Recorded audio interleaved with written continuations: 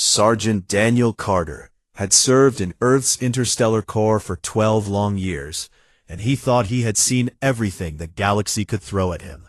But nothing in his experience had prepared him for the assignment that would change his life forever.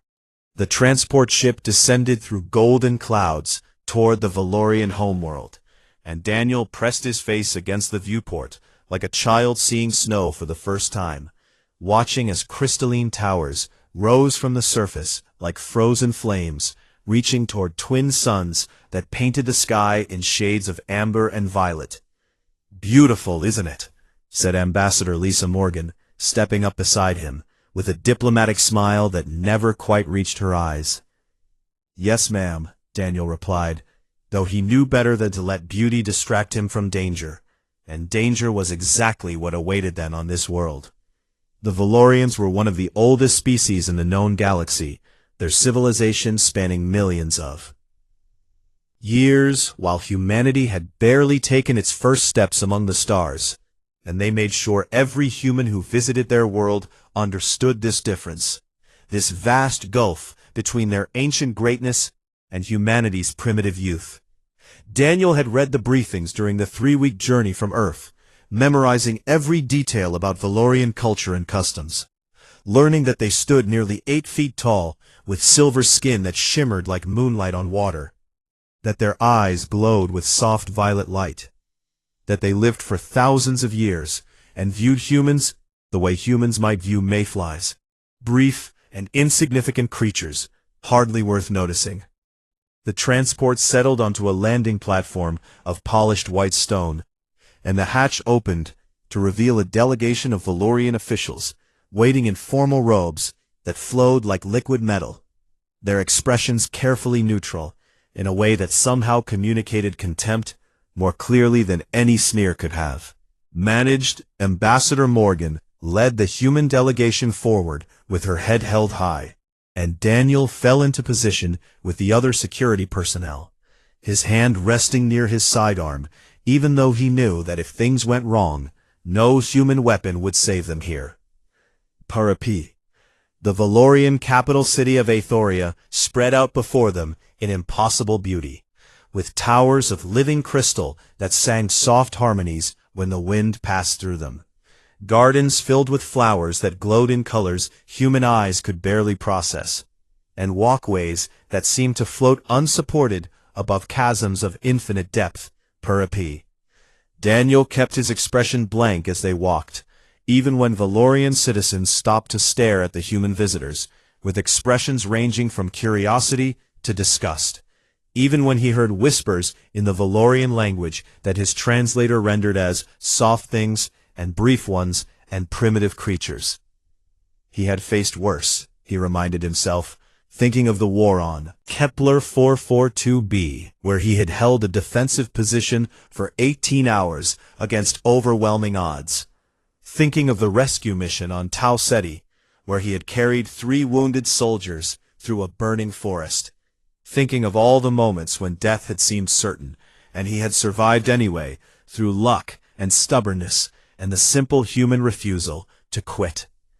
The royal palace rose before them like a mountain made of light, its spires reaching so high that clouds drifted between them, its walls carved with the history of a civilization that had watched stars be born and die, while humanity was still learning to make fire.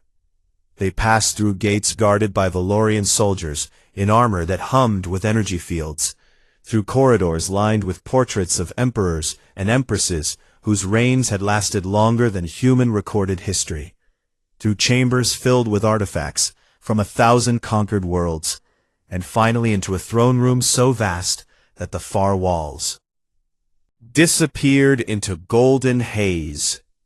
Empress Selvira sat upon a throne of crystallized starlight, her silver skin adorned with patterns that shifted and flowed like living tattoos, her violet eyes ancient and cold, as she watched the human delegation approach with the patience of someone who had centuries to spare.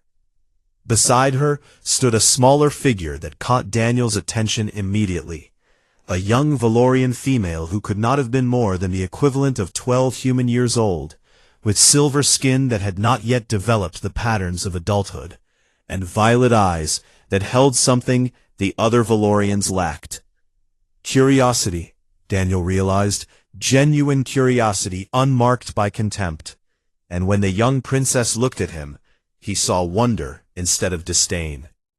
Ambassador Morgan began the formal greetings that diplomatic protocol required, speaking words that had been carefully crafted by teams of negotiators and cultural experts, words designed to flatter without groveling, to show respect without admitting inferiority, to open doors that the Valorians had kept firmly closed to humanity for decades. Daniel listened with half his attention, while the rest remained focused on his surroundings, cataloging exits and potential threats, noting the positions of guards and the layout of the chamber, doing the work that had kept him alive through a dozen campaigns on a dozen different worlds. The negotiations would take weeks, he knew. Weeks of careful verbal dancing, while humanity tried to secure access to Valorian medical technology that could cure diseases that still killed millions of humans every year. Technology the Valorians could share without any real cost to themselves, but refused to provide because they simply did not care whether humans lived or died. It made Daniel angry if he let himself think about it, angry in a deep and quiet way that he kept carefully hidden. So he focused instead on his duty and let the diplomats handle the politics. The princess was still watching him, he noticed, stealing glances when she thought no one was looking, and on impulse he offered her a small smile, nothing inappropriate, just a moment of simple human friendliness extended to a child who seemed lonely despite being surrounded by her own people. She looked away quickly, but not before he caught the faintest hint of a smile in return, a tiny crack in the Valorian facade of cold superiority. That night, in the quarters assigned to the human delegation, Daniel stood at a window and watched the twin moons rise over the crystal towers of Aethoria, thinking about the princess and her curious eyes, thinking about the vast gulf between their species, thinking about how strange it was that a child's smile could make him feel less alone on a world that wanted nothing to do with his kind. He did not know then that this small moment of connection would lead to something extraordinary, that the child he had smiled at would become the center of events that would change the relationship between humans and Valorians forever, that he would soon face a choice that would define not just his own life, but the future of his entire species. All he knew was that he had a job to do, a duty to fulfill, and whatever challenges awaited him on this beautiful and unwelcoming world, he would face them the way he had faced everything else in his life. One step at a time, one breath at a time, one heartbeat at a time, until the mission was complete or his heart stopped beating entirely. 3 days passed in a blur of formal meetings and carefully worded proposals. 3 days of watching Ambassador Morgan fight for every small concession, while the Valorian negotiators treated her like a child, asking for sweets she had not earned. Daniel stood at his post during every session, watching and waiting, learning the rhythms of the palace and the patterns of its inhabitants, noticing things that others might have missed, because noticing things was what had kept him alive all these years. He noticed how the Princess Aelith would find excuses to be near the human delegation, how she would linger in doorways or pause in corridors, her violet eyes drinking in every detail of these strange visitors from a primitive world. He noticed how the other Valorians treated her with a strange mixture of reverence and distance, how even her own mother, the Empress, seemed to hold her at arm's length, how the weight of being the only heir to an ancient throne isolated her, ways that transcended species, and he noticed how her face would light up with that hidden smile whenever she caught his eye, a smile she quickly suppressed, but could never quite hide in time. On the evening of the 3rd day, the Empress announced a formal reception to honor the human delegation. And though everyone understood this was merely political theater, a show of hospitality that cost nothing and meant less, the humans had no choice but to accept with gratitude they did not feel. The grand atrium was the largest enclosed space Daniel had ever seen, a dome of living crystal that rose hundreds of feet above a floor of polished stone, with bioluminescent plants providing soft light that shifted through colors no human had names for. Hundreds of Valorian nobles had gathered for the event, their silver skin and flowing robes creating a sea of elegance that made the small human delegation look like weeds among flowers. And Daniel could feel their disdain pressing against him like a physical weight. He took his position near the eastern archway, far from the raised platform where the Empress sat, with Princess Aelith at her side, far from the center of attention where Ambassador Morgan was making pleasant conversation with nobles who barely bothered to hide their boredom.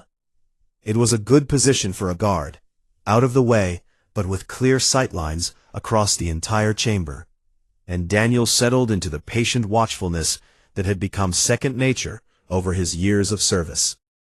The reception dragged on, speeches and toasts, and performances by Valorian artists whose work was supposedly magnificent, but left Daniel feeling nothing but a vague headache, and he was beginning to think the evening would pass without incident when he saw them. 3 servants moving through the crowd, carrying trays of refreshments like dozens of others, but something about them was wrong, something that made the hairs on the back of Daniel's neck stand up. Stand up, in warning. He watched them more closely, noting how their postures were too rigid, how their paths through the crowd were too deliberate, how they kept glancing toward the raised platform where the royal family sat in a way that servants should never do. They were converging, he realized with a chill, 3 separate paths that would bring them together at the same point, at the same moment. And that point was directly in front of the princess. Daniel moved before his mind had finished processing what was happening, pushing through the crowd of startled nobles, ignoring the gasps and complaints as he shoved aside beings who could have crushed him with one hand. He saw the assassins drop their trays, saw them draw weapons that hummed with the deadly energy of plasma blades, saw them lunge toward the platform where a young girl sat frozen in confusion and dawning fear. The Valorian guards were reacting too slowly, their movements hampered by surprise and the press of bodies around them, and Daniel knew with terrible certainty that they would not reach the princess in time. He vaulted over a banquet table, his boots scattering crystal glasses and sending plates crashing to the floor, and sprinted the final distance to the platform in a burst of speed that burned his lungs and strained his muscles to their breaking point. The lead assassin was already swinging his blade toward Aelith when Daniel reached her, and there was no time to draw his weapon, no time to deflect the attack, no time to do anything except throw himself between the princess and the death that was coming for her. He wrapped his body around the child, pulling her against his chest and turning his back to the attackers, making himself a shield of flesh and bone against enemies who wanted to murder a little girl. The first plasma blade carved through his armor like it was paper, burning a line of agony across his spine that made him scream through. Clenched teeth, but he did not let go of the princess, did not move from his position, did not give the assassins the opening they needed. A second strike came, then a third, then a fourth, each one sending fresh waves of pain through his body, each one stealing more of his strength, each one bringing him closer to the death he had chosen to accept.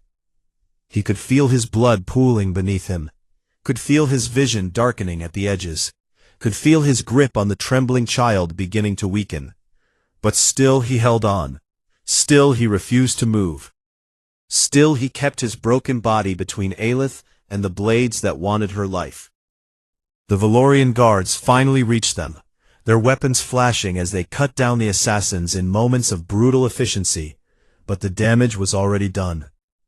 Daniel collapsed, his strength finally giving out, but even as he fell, he kept himself curled around the princess, kept her protected within the shelter of his arms, even as his own life drained away onto the cold stone floor.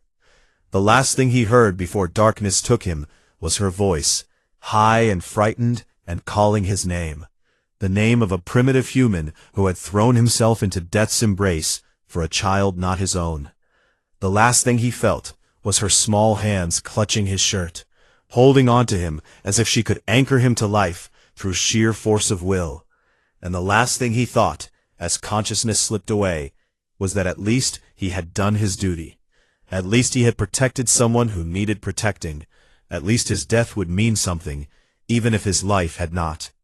The primitive human had done what no Valorian guard had managed to do, had sacrificed everything to save their princess, and as darkness swallowed him whole, Daniel Carter felt something very close to peace. The Valorian physicians looked at Daniel's broken body and pronounced their verdict with the cold certainty of beings who had spent millennia studying the mysteries of life and death. He would not survive the night, they said. His wounds were too severe, and human physiology was too fragile, and there was nothing their advanced medicine could do for a creature whose body was so poorly designed for survival. Ambassador Morgan refused to accept this verdict, standing in the Royal Medical Wing with tears streaming down her face as she demanded that they try, that they do something, that they not let this man die after what he had sacrificed. The Empress watched from the doorway, her ancient eyes unreadable, her silver face betraying nothing of what she felt as she looked at the human who had saved her daughter's life. And Princess Aleph sat beside Daniel's bed, her small hand wrapped around his limp fingers, her violet eyes fixed on his pale face, as if she could will him back to consciousness through sheer determination. "He cannot die," she said, her voice steady despite the tears that rolled down her silver cheeks. "I will not allow it." The physicians exchanged uncomfortable glances, unused to being contradicted by anyone, let alone a child. But the Empress silenced them with a single raised hand. "Do whatever is necessary," Selvira commanded, her voice carrying the weight of absolute authority. "Use every resource at your disposal. Call upon every specialist in the Empire, and find a way to save this human." What followed was something unprecedented in Valorian history.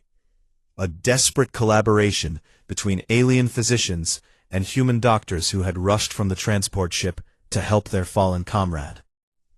The Valorians did not understand human biology, their medicines designed for silver blood and immortal cells, but they were willing to learn, willing to experiment, willing to try things they had never attempted before.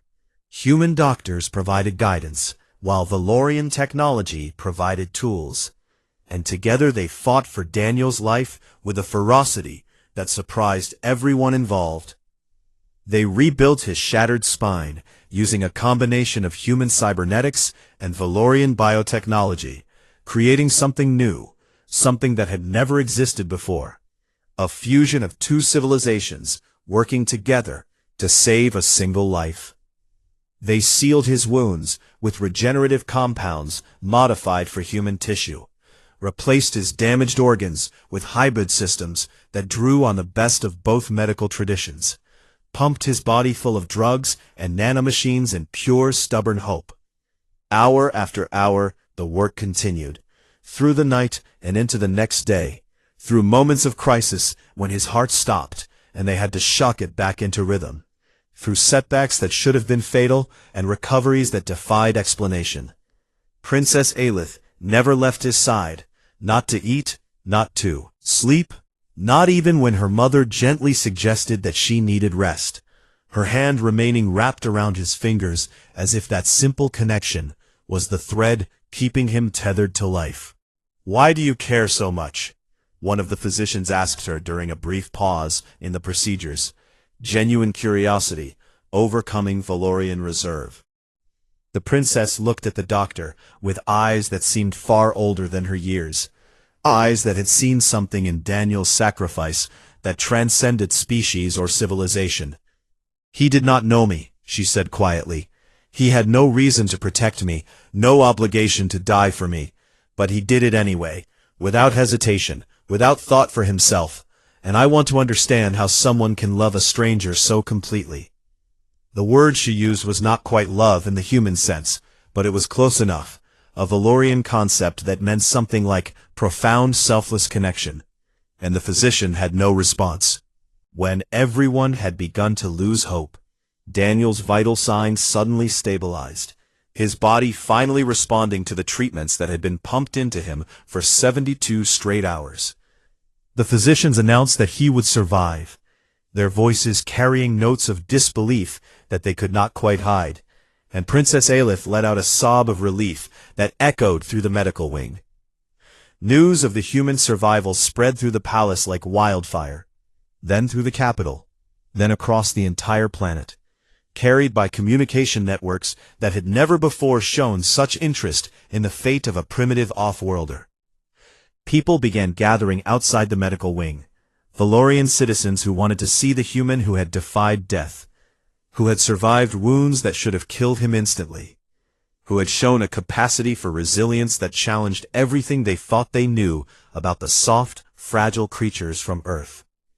When Daniel finally opened his eyes on the 5th day, weak and confused and racked with pain, the first thing he saw was Aelith's face hovering above him, her silver skin streaked with tears, her violet eyes bright with an emotion he could not name.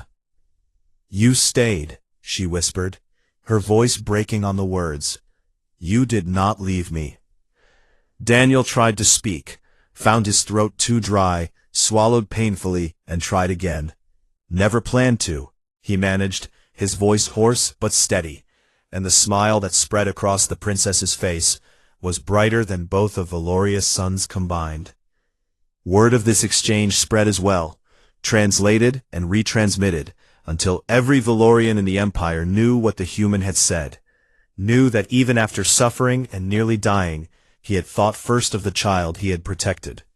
The physicians called it a miracle, though they did not believe in miracles, called it an anomaly in their understanding of human biology, called it something that should not have been possible but had happened anyway. What they did not understand, what perhaps no Valorian could truly understand, was that humans had been surviving impossible situations since the dawn of their species, that their fragile bodies concealed a stubborn refusal to die that had carried them from caves to stars. Daniel Carter was not special among his kind, not particularly strong or brave or resilient by human standards, but he carried within him the same spark that had driven his ancestors to cross oceans and climb mountains and walk on alien moons. He was human, and humans did not know how to quit, did not know how to give up, did not know how to lie down and accept death when there was still breath in their lungs and purpose in their hearts. The Valorians had spent millennia looking down on humanity as inferior, as primitive, as unworthy of respect, but in that medical wing on that impossible day, they began to glimpse something they had never noticed. Before, there was strength in softness, power in fragility, a kind of courage that did not come from immortality or advanced technology, but from the simple, fierce determination to protect what mattered and survive what could not be survived. And as Daniel Carter slowly healed from wounds that should have killed him, the way Valoria thought about humanity began to change in ways that no one could have predicted. 1 week after Daniel was pronounced out of danger, a summons arrived from the Empress herself, delivered by a royal messenger who bowed to the human with a respect that would have been unthinkable just days before.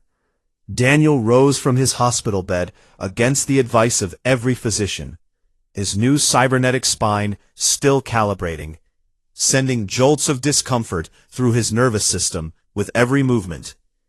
But he had never ignored a summons in his life, and he was not about to start now. Ambassador Morgan insisted on accompanying him, worried about what the Empress might want, worried about the political implications of whatever was about to happen, worried in the way that diplomats always worried when events moved beyond their careful control. The throne room was packed with Valorian nobles, hundreds of silver-skinned beings arranged in precise formations according to rank and status, their luminous eyes all fixed on the door through which Daniel would enter. Walked slowly, partly because his healing body demanded caution, and partly because he wanted time to assess the situation, to read the room, to understand what he was walking into, before it was too late to walk out. The Empress sat upon her throne of crystallized starlight, but her posture was different from before, less rigid and formal, more like a mother than a monarch, and beside her stood Princess Aleph, with an expression of barely contained anticipation.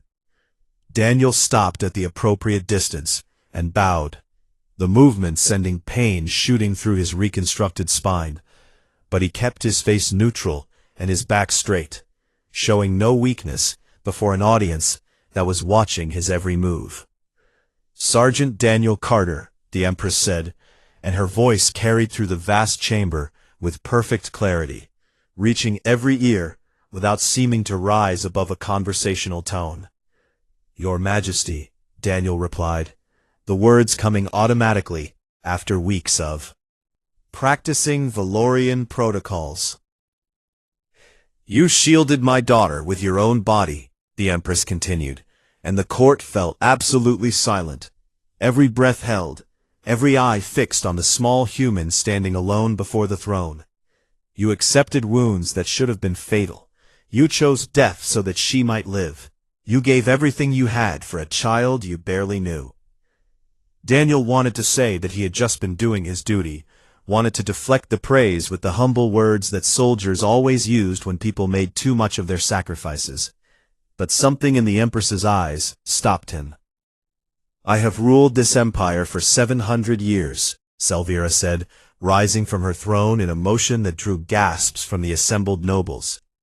"I have seen countless acts of courage and sacrifice. I have witnessed wars and revolutions and catastrophes that reshaped civilizations, but I have never seen anything like what you did."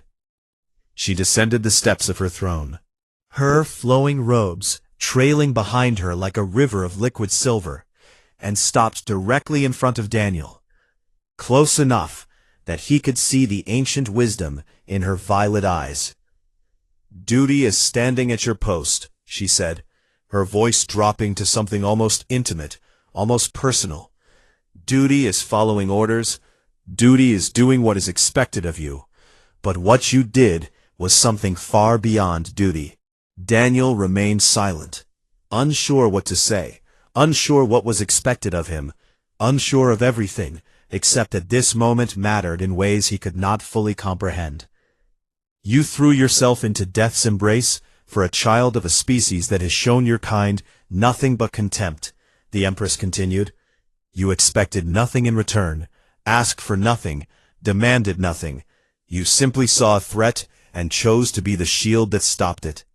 She raised her hand and placed it over his heart, palm flat against his chest, and the court erupted in shocked murmurs at a gesture that Daniel's translator informed him was one of the most profound expressions of respect in Valorian culture. "No treasure in my vaults can repay such a debt," Selvira declared, her voice rising again to carry through the chamber. "No title I could grant would be sufficient honor. No reward I could offer would match what you gave." Daniel swallowed hard, overwhelmed by the intensity of the moment, by the weight of hundreds of ancient eyes upon him, by the pressure of the Empress's hand against his still healing chest. "But there is one thing I can do," the Empress continued, "one way I can begin to repay what cannot truly be repaid." She stepped back and looked at him with eyes that had seen empires rise and fall, eyes that had watched stars die and be reborn, eyes that now held something that looked almost like affection. "You will not leave this world," she declared, and her voice rang with the absolute authority of imperial command. "Remain on Valoria. You will serve as my daughter's personal guardian until she reaches the age of maturity. You will protect her as you protected her that night in the Grand Atrium." The court exploded into chaos, nobles shouting protests and objections, centuries of tradition and prejudice rising up against the unprecedented honor being offered to a primitive human. This is not a request, Sergeant Carter, the Empress continued, ignoring the uproar around her. This is not an offer you may decline. This is the command of your Empress. Daniel stood frozen, his mind racing through the implications of what had just happened. The career he would be leaving behind, the home he would never see again, the life that was being demanded of him. He looked past the Empress to where Aelith stood, and saw in her violet eyes a hope so fierce and desperate that it made his chest ache. She was afraid, he realized, afraid that he would refuse, afraid that he would choose his own old life over her, afraid that the connection they had formed would be severed just when it had begun to grow. And in that moment, Daniel Carter made a decision that would shape the rest of his life and the future of two civilizations. I accept, he said, his voice quiet but clear, cutting through the chaos of the court like a blade through silk. The Empress smiled, a genuine expression of warmth that transformed her ancient face, and Princess Aelith let out a cry of joy that echoed through the throne room. Then let it be known throughout the Empire, Selvira proclaimed, raising her arms in a gesture of imperial declaration.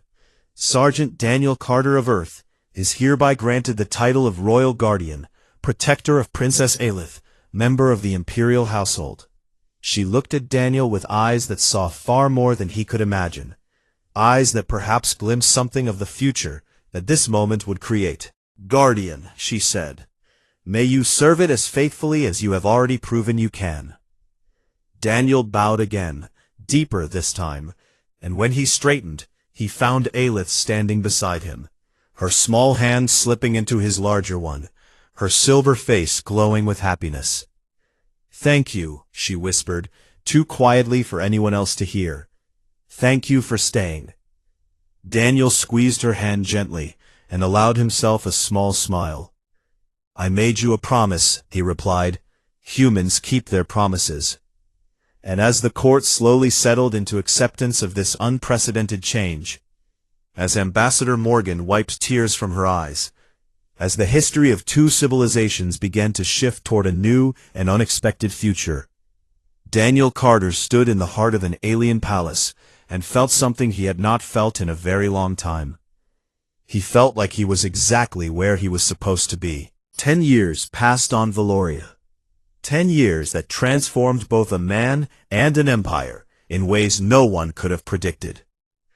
Daniel Carter had arrived on this world as a soldier, a temporary visitor from a species the Valorians barely acknowledged. But he had become something far more. Something that defied every expectation and shattered every assumption about what humans could be.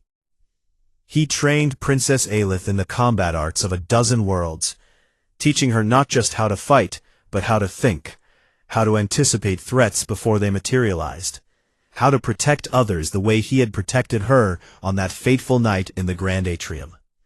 He taught her the human virtues that the Valorians had dismissed as weaknesses: compassion for the vulnerable, mercy for the defeated, the understanding that true strength came not from power over others, but from the choice to lift them up. And she taught him things as well: the patience of a species that measured time in millennia, rather than decades, the beauty of art forms that spanned centuries, the perspective that came from standing on the shoulders of a civilization older than human history itself. They grew together, in ways that neither had expected, the aging human and the young Valorian princess, forming a bond that transcended species and culture and all the vast differences between their kinds. The silver scars on Daniel's back from the plasma blades had never fully healed, shimmering marks that caught the light of Valoria's twin suns, and Aelith would sometimes trace them with her fingers during their quiet moments together. "Do they still hurt?" she asked him once, her violet eyes filled with a guilt she had never quite been able to release. "Sometimes," Daniel admitted, because he had promised her years ago that he would never lie to her.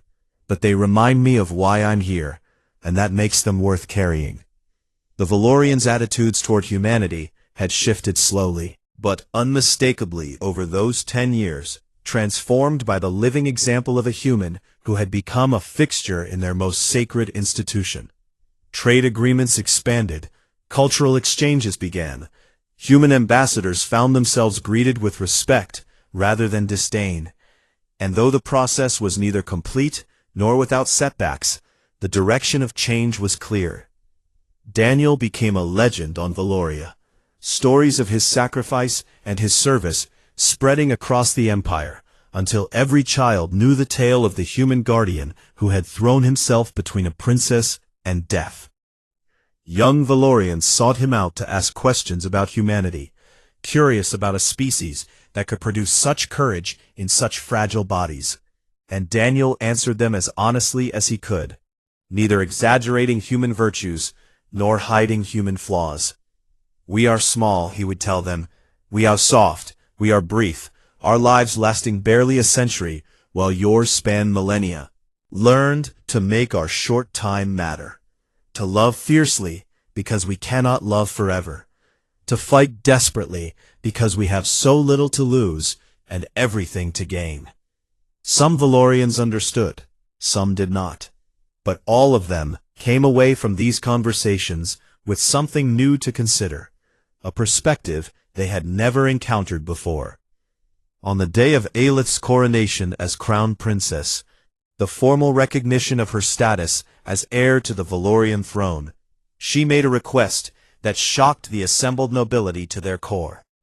She asked that Daniel Carter stand at her right hand during the ceremony, the position traditionally reserved for the most honored member of the royal household, a place that had never, in the history of the empire, been occupied by a non-Valorian. The Empress, older now, and preparing to pass her burdens to the next generation, granted the request without hesitation. Daniel walked to his place beside Aelith, wearing a formal uniform that combined human military tradition with Valorian royal styling, his gray-streaked hair a sharp contrast to the eternal youth of those around him, his scarred and weathered face showing every one of his years in a way that Valorian faces never would. He stood straight and proud as the crown was placed upon Aelith's head, as she spoke the ancient words of the succession oath, as she formally accepted the responsibility of one day ruling an empire that had existed since before humanity learned to write. And when the ceremony was complete, she turned to face the assembled masses of her people, and spoke words that would be remembered for generations. "I stand before you today because of this man," she said, her voice carrying across the vast audience chamber. 10 years ago, he threw himself between me and death, expecting nothing but his own ending, giving everything he had to protect a child he barely knew. She looked at Daniel with eyes that held a decade of shared memories, of lessons learned and challenges overcome, of a bond that had grown deeper than either of them had imagined possible. "He taught me what true strength means," she continued. "Not the strength of immortality or superior technology or ancient wisdom, but the strength to sacrifice everything for another, the strength to love without limit, the strength to hope even when hope seems foolish." The audience was silent, thousands of Valorians hanging on every word of their new crown princess. "That is the human way," Aelith declared, "and it is a way worthy of our deepest respect, our sincere admiration, and our eternal gratitude." She reached out and took Daniel's hand, raising it before the crowd in a gesture of unity that transcended every boundary between their kinds. "My guardian," she said, "my teacher, my friend, the man who saved my life, and then spent 10 years showing me how to live it. Today I honor you, not just with my words, but with a promise." Daniel felt tears pricking at his eyes, an emotion he had thought he had lost the capacity for long ago. "I promise that when I take the throne," Aelith continued, "I will build on the foundation you have laid. I will continue the work of bringing our peoples together.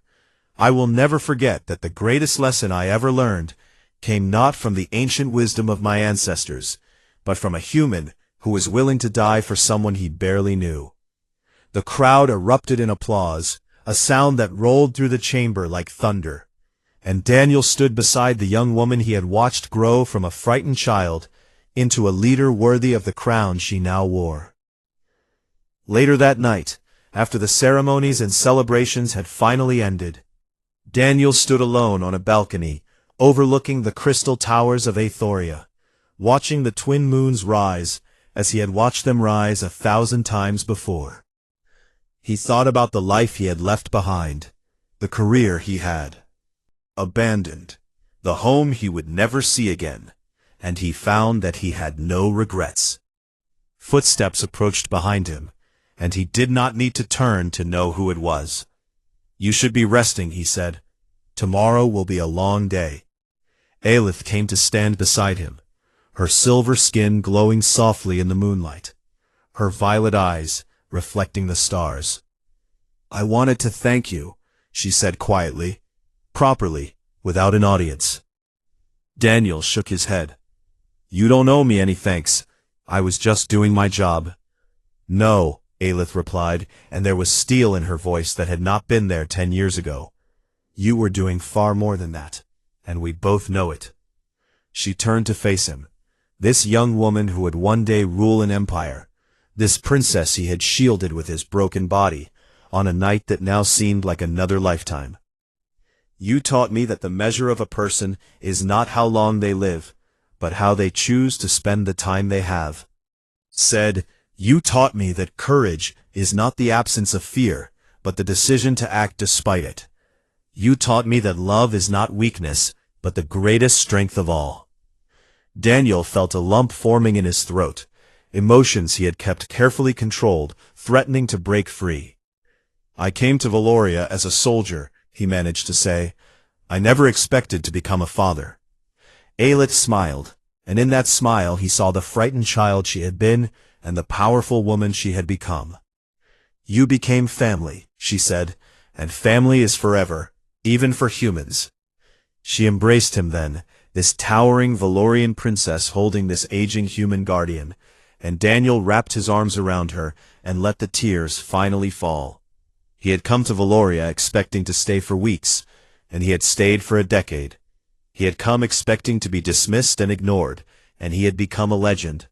He had come expecting nothing, and he had found everything. Galaxy, the reputation of humanity had been forever changed, not by weapons or wealth or technological advancement, but by one man's willingness to shield a child with his own body and ask for nothing in return. That was the human way, and it was a way that would echo through history long after Daniel Carter's brief life had finally come to its end. But that end was not today.